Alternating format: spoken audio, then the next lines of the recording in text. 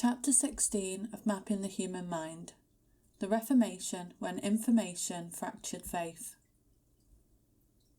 On a cold morning in Mainz in the mid-1440s, the sharp scent of metal mingled with the earthy tang of ink and oil as a man named Johannes Gutenberg hunched over his workshop table. Plates of movable type, tiny, intricate letters carved in reverse, lay scattered across the bench like sacred relics of a future not yet imagined. Nearby, a press originally designed for winemaking stood transformed, now capable of applying just enough pressure to leave letters burned into damp pages with startling precision. Gutenberg wasn't a prophet, but he was something much rarer, a technician of paradigm shifts. In secret, he had laboured for years to perfect a method of mass-producing books, one that didn't rely on scribes, monasteries, or the blessings of the church. His invention, though born from commercial ambition, would become the most disruptive force in European history since the fall of Rome. What Gutenberg created was more than a machine. It was a rupture in the medieval order. For centuries, religious authority had been the gatekeeper of knowledge. Sacred texts were copied by hand, read in Latin, and mediated by clergy. The church functioned as the single arbiter of truth, tightly regulating what people could read, believe, and even imagine. That control was about to shatter. Over the next century, Gutenberg's printing press would spark a cascade of revolutions, technological, theological, and psychological. Ideas once confined to elite circles now spread like wildfire. And at the centre of this inferno stood a German monk with a hammer and 95 questions.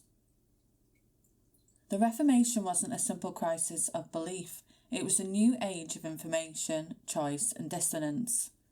This was more than a religious dispute. It was a disruption that would alter how knowledge moved, how authority functioned, and how individuals understood their very place in the cosmos.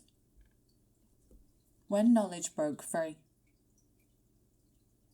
Before Gutenberg's invention in the 1440s, books were painstakingly copied by hand, making them incredibly rare and costly, sometimes equivalent to a skilled artisan's annual income.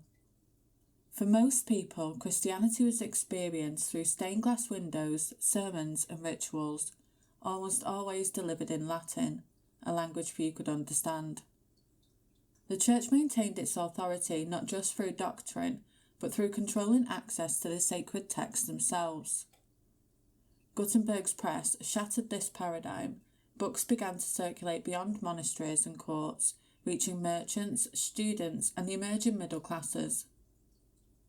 In the 50 years after the printing of Gutenberg's Bible, Europe produced more books than in the previous 1,000 years combined. Scripture, once guarded behind Latin and clerical authority, now appeared in German, English, French, and other everyday languages. This technological revolution didn't just increase the quantity of books, it fundamentally altered the relationship between people and knowledge. As readers engaged directly with texts, particularly vernacular Bibles, they formed personal interpretations and connections to Scripture that bypassed traditional authority. The very nature of faith was beginning to transform from something received to something engaged with. Yet even as this quiet revolution spread through Europe's growing literate classes, it would take one monk's defiance to transform these undercurrents into an unstoppable movement. Martin Luther and the Spark of Reformation. On October the 31st, 1517, a German monk named Martin Luther nailed his 95 theses to the church door in Wittenberg, protesting the church's abuses. Within weeks, printing presses had spread his ideas across Germany, and within months throughout Europe. Luther's protest initially focused on the scale of indulgences, church-sanctioned payments that promised to reduce time in purgatory. When Johann Tetzel, a Dominican friar, reportedly claimed that, as soon as the coin in the coffer rings, the soul from purgatory springs, Luther saw a commercial transaction replacing genuine spiritual transformation. But Luther's challenge ran deeper, striking at the very foundation of church authority. He argued that salvation depended on faith alone, not church rituals or priestly mediation, and that the Bible, not papal authority, was the ultimate guide to divine truth. If this was true, what need was there for the elaborate machinery of Catholic ritual? If Scripture was the ultimate authority, why would the Pope's interpretation supersede individual understanding? The Church recognised the danger immediately. In 1520, Pope Leo X issued a papal bull, a formal decree condemning Luther's writings and threatening him with excommunication unless he recanted. Luther responded by publicly burning the document, an act as provocative as it was symbolic. The following year, he was summoned to the Diet of Worms, not a medieval cleanse, nor a deleted scene from Dune, but a formal assembly of the Holy Roman Empire. The gathering was held in the German city of Worms, and its purpose was clear. Luther was to renounce his views before the emperor and church officials. Standing before this assemblage of power, Luther refused to recant, reportedly declaring, "Here I stand and can do no other." Luther's defiance became the template for a new relationship with institutional authority. Not only did he challenge the Church's theology, but he demonstrated how the printing press could amplify a single voice against the mightiest institution in Europe. Technology had created a platform that allowed individual conscience to confront entrenched power, a paradigm that would resurface repeatedly in the centuries to come. The fracturing of faith. The once unified Christian world shattered into competing factions, each claiming divine truth and redefining the political and social order in its own image. In Germany and Scandinavia, Lutheranism took hold, reshaping worship into simpler forms, stripping churches of iconography and placing local princes at the helm of newly nationalised churches. Calvinism, spreading from Geneva into France, the Netherlands and Scotland, carried an even more austere vision, one centred on predestination and a tightly disciplined community life. The Church of England broke from Rome under Henry VIII, not initially over theology but sovereignty, yet over time it too absorbed Protestant influences, producing a hybrid faith with both Catholic liturgy and reformist doctrine. Radical sects like the Anabaptists went further still, rejecting infant baptism, clerical hierarchies, and state involvement in religion altogether. Persecuted from all sides, they created underground networks and intentional communities that prefigured modern ideas of religious freedom and separation of church and state. Meanwhile, the Catholic Church responded with the Counter-Reformation, a sweeping internal reform effort aimed at reaffirming doctrine while addressing corruption. The Council of Trent, 1545 to 1563, codified Catholic teaching with renewed clarity, strengthened discipline among clergy, and launched new spiritual and educational initiatives. Far from simply retreating, the Church adapted, launching new orders like the Jesuits who combined rigorous scholarship with missionary zeal. These divergent paths deepened the fractures across Europe. The landscape of faith became contested terrain, shaped by multiple authorities pulling in different directions. In village squares and marketplaces, neighbours who had once shared a single faith now viewed each other through the lens of competing doctrines. Families split along confessional lines, towns divided between Catholic and Protestant quarters. Religious identity became a marker of political allegiance, social status, and even employability. For ordinary people, these theological divisions manifested in painful practical ways, determining whom one could marry, where one could live, and whether one would be persecuted or protected by local authorities. The fracturing of faith wasn't an abstract theological dispute. It rewove the very fabric of daily life. The information revolution and its consequences. Gutenberg's invention, like the internet centuries later, shattered institutional monopolies, decentralising the flow of ideas and allowing information to spread through new, unregulated channels.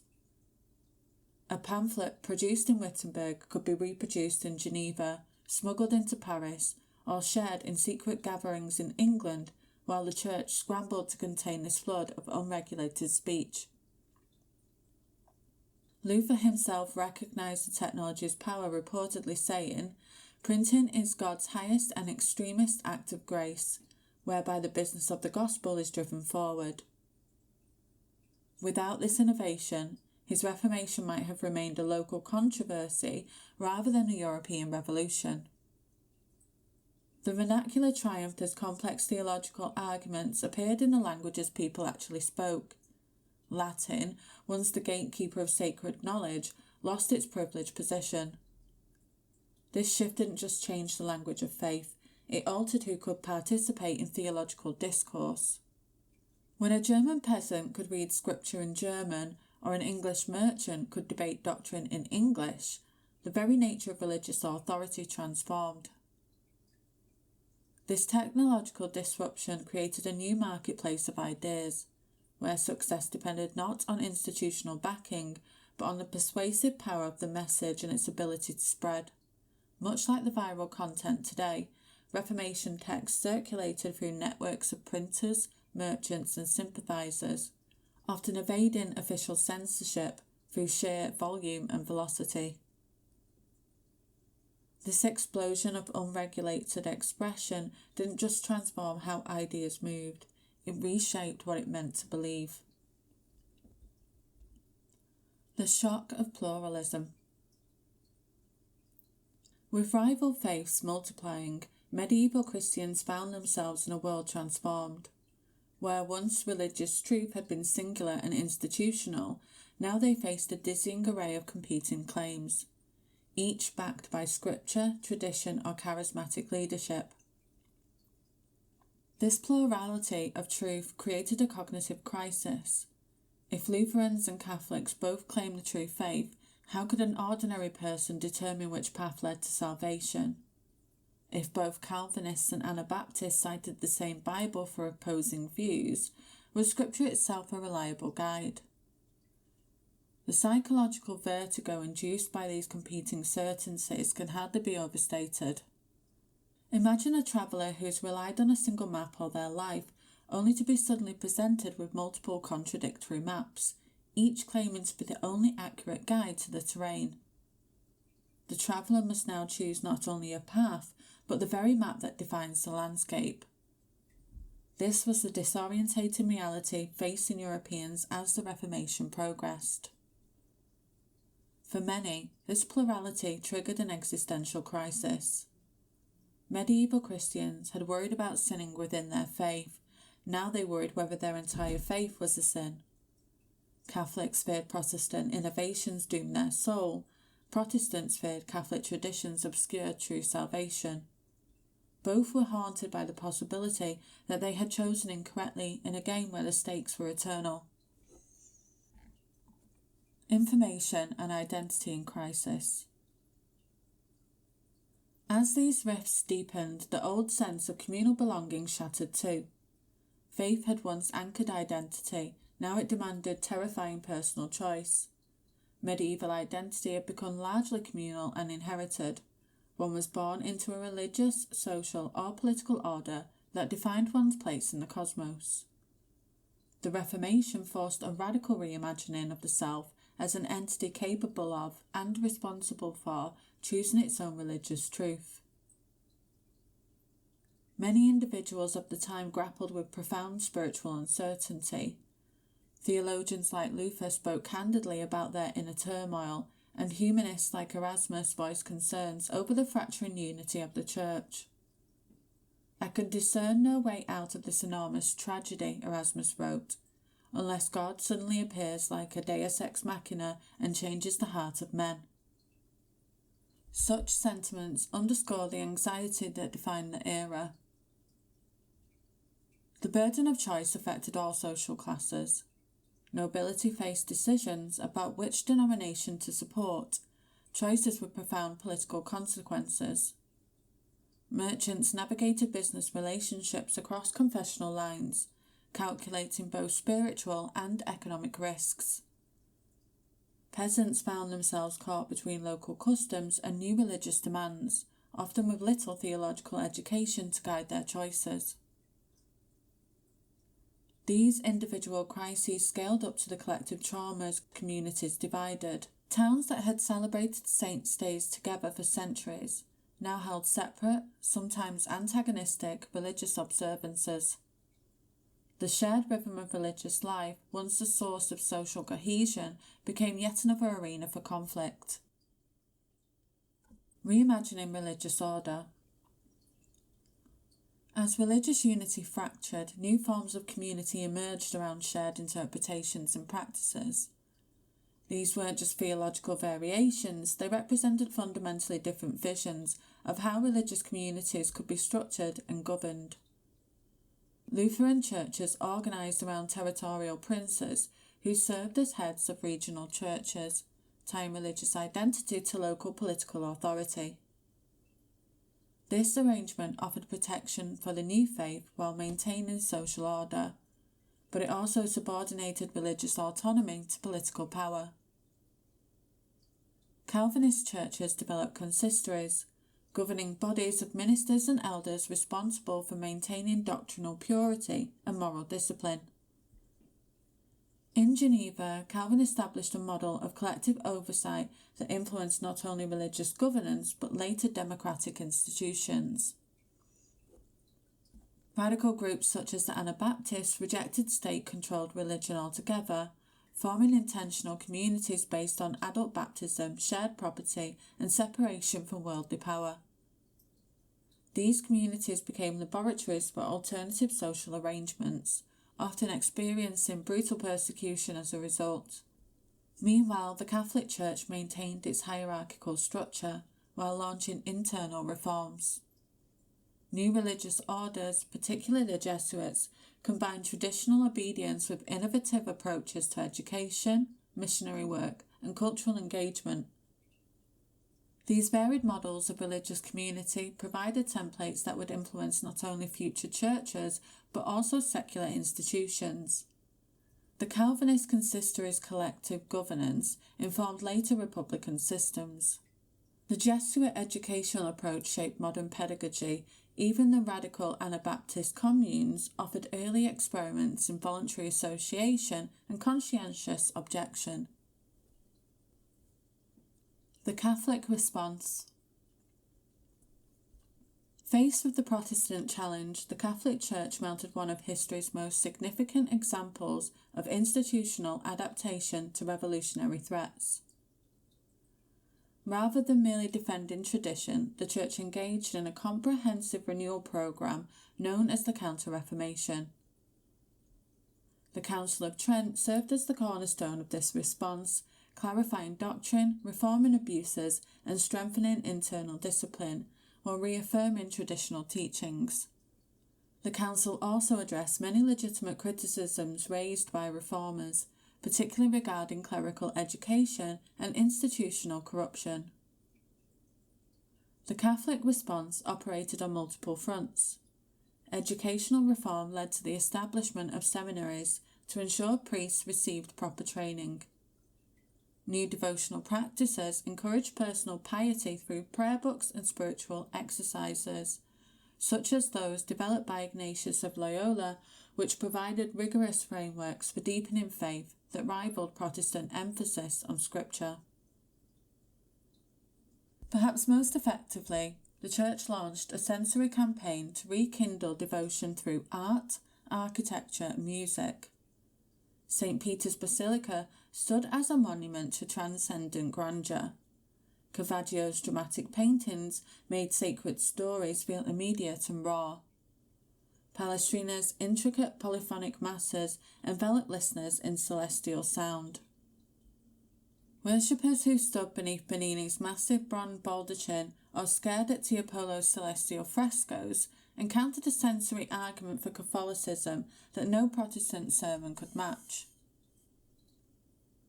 Yet this was more than aesthetic decoration. It was strategic communication in a battle for hearts and minds. The Church understood that in a fragmented religious landscape, truth needed to be not only articulated but experienced. While Protestant reformers focused on textual authority and doctrinal precision, the renewed Catholic Church offered an immersive spiritual environment that engaged all the senses. Simultaneously, the Church expanded its global reach through ambitious missionary efforts. Jesuits, in particular, adapted to local cultures with remarkable flexibility, learning Chinese to converse with Confucian scholars, studying Sanskrit, and incorporating indigenous art forms into Catholic worship where possible. This multifaceted response, melding institutional reform with doctrinal clarity, sensory appeal, and global expansion, enabled the Catholic Church to emerge from the upheaval changed but resilient. Though it lost ground in much of Northern Europe, it strengthened its hold in Southern Europe and established new footholds across the Americas, Asia, and Africa.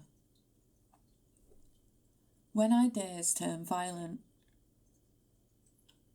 The ideological divisions of the Reformation era eventually erupted into devastating conflicts.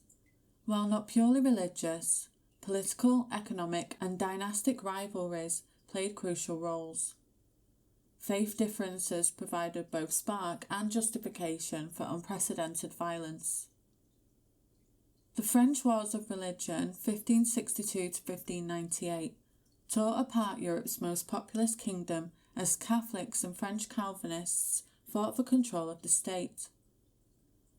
The conflict reached its nadir in the St. Bartholomew's Day massacre of 1572, when thousands of Protestants were killed across France, beginning in Paris and spreading to the provinces.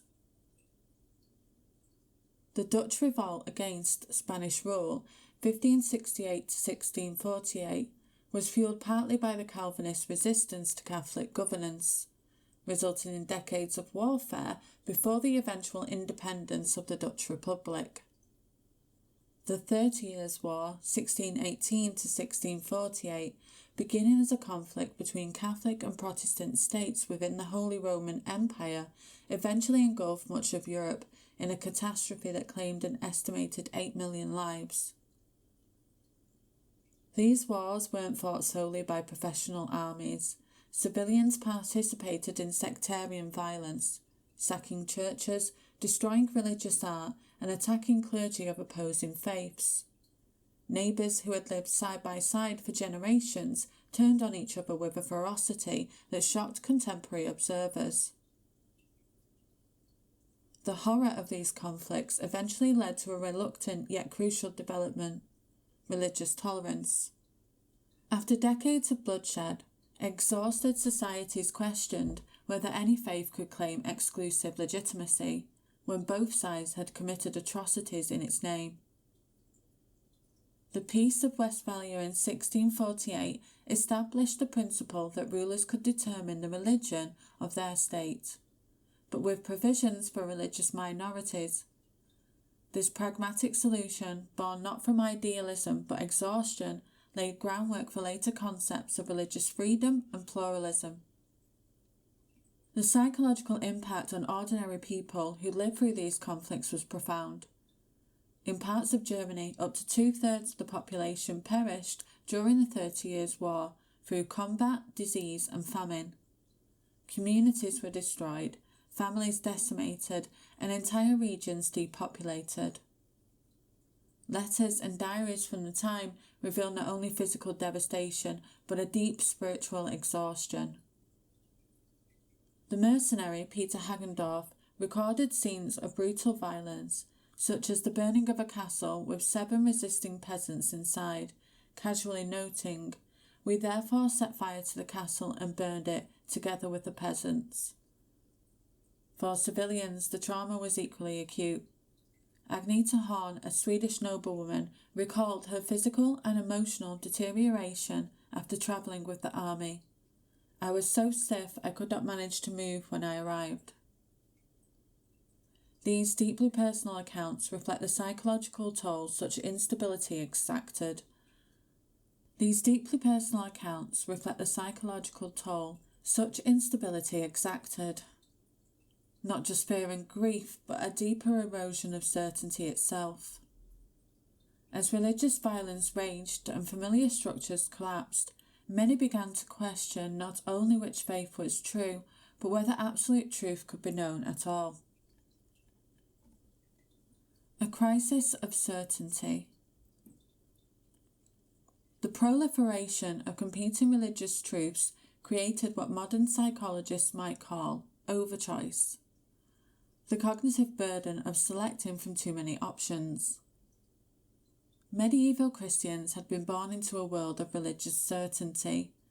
Reformation Europeans faced an array of salvation paths, each claiming exclusive truth. This crisis of certainty manifested in several distinctive cultural responses.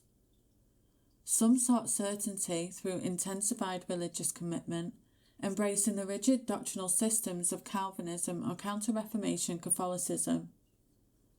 Others turned to mystical experiences that bypassed institutional religion entirely, seeking direct divine confirmation in visions, dreams, or spiritual ecstasies. A wave of apocalyptic movement swept across Europe, promising imminent divine judgment that would resolve all theological uncertainties once and for all. Groups like the Munster Anabaptists took this to extreme ends, establishing a millennial kingdom by force before being brutally suppressed. More troublingly, the period saw a rise in religious melancholy and spiritual despair. Medical treatises began discussing a new condition, religious melancholia, characterized by obsessive fear of damnation and paralyzing doubt about one's salvation. The English writer Robert Burton, in his 1621 Anatomy of Melancholy, devoted substantial attention to this spiritual affliction, describing sufferers who think they see visions, hear music, devils, smells, strange smells, etc. in their religious anguish. For many, the psychological burden became unbearable. The English Puritan William Perkins acknowledged the problem, writing that many believers were troubled in mind and conscience, haunted by uncertainty about their spiritual state. Spiritual advisors produced a new genre of consolation literature, aimed at those tormented by religious doubt, but these texts often inadvertently reinforced the anxiety they sought to relieve. The crisis of certainty reached its most extreme form in cases of religious suicide, where individuals convinced of their damnation took their own lives. While statistical evidence is limited, historical records suggest such tragedies increased during periods of intense religious conflict and doctrinal dispute.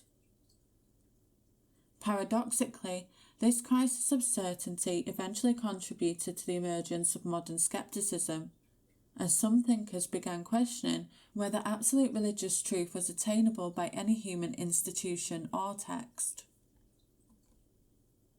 The seeds of modern skepticism.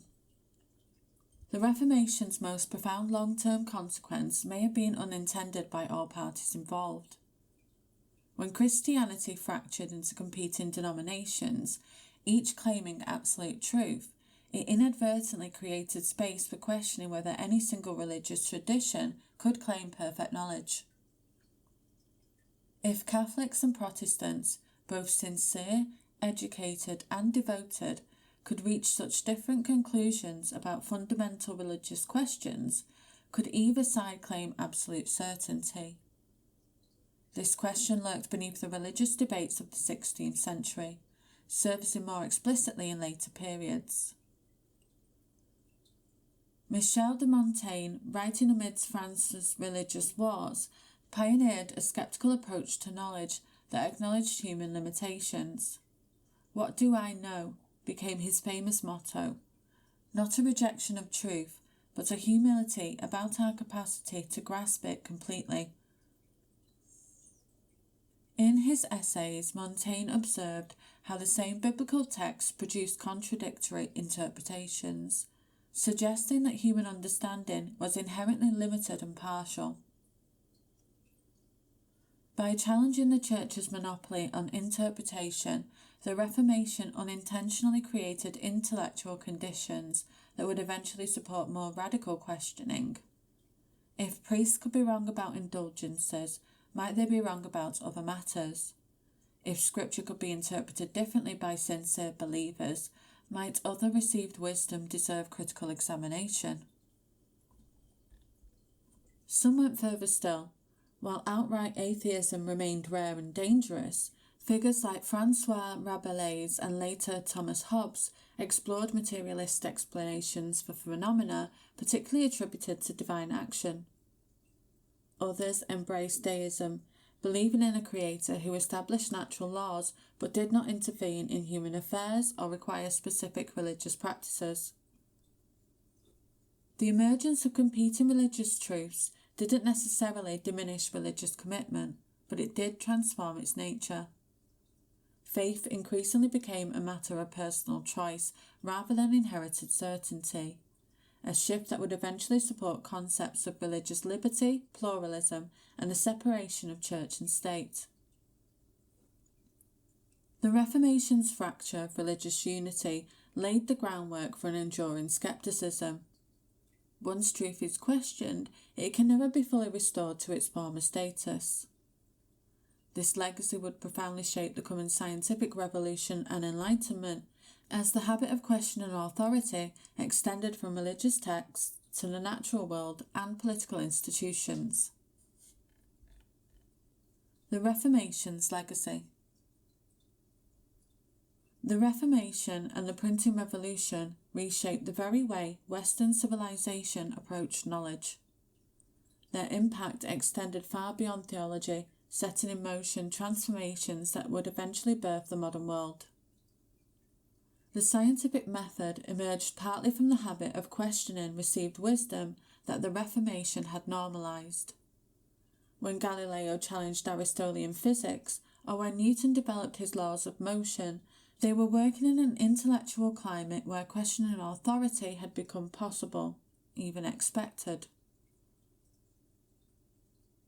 Constitutional democracy owes debts to Reformation concepts of consent and representation.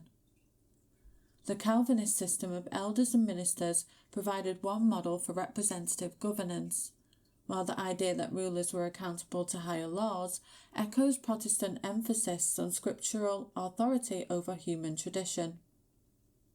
Educational systems transformed as Protestant emphasis on Bible reading created incentives for mass literacy.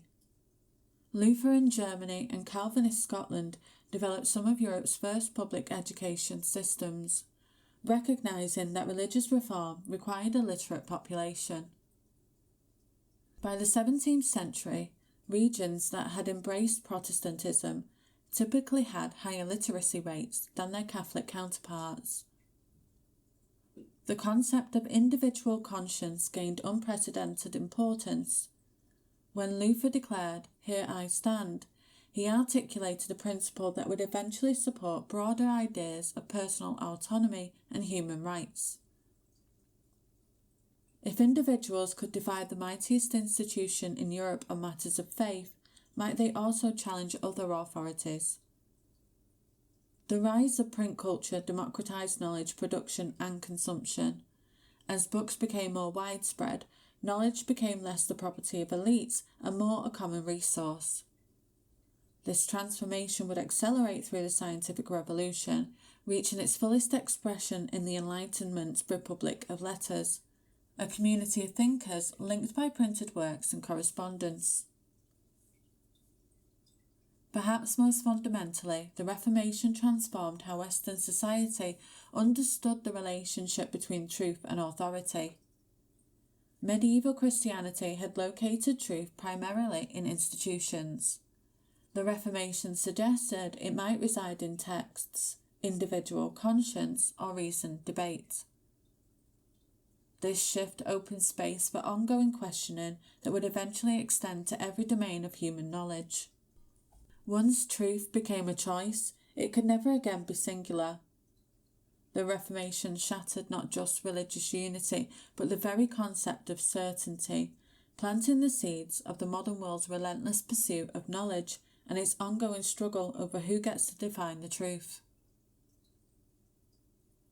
In an age overwhelmed by voices, the challenge shifted from having no access to knowledge to having too much. The Reformation didn't just open the floodgates, it left generations to build boats out of fragments, hoping their chosen truth could stay afloat. Even as Europe argued over scripture and salvation, its ships were landing on unfamiliar shores, bringing not just muskets and missionaries, but entire worldviews forged in the crucible of monotheism and modernity. What they found were civilizations that had never heard of Luther, yet possessed knowledge, systems, cosmologies, and sacred rhythms that rivaled anything in the old world. The Reformation fractured belief, but the age of exploration shattered the illusion that belief had ever been singular. Next week, Crossing Boundaries, the Age of Exploration and the Clash of Civilizations. Thank you for listening to Beyond the Narrative.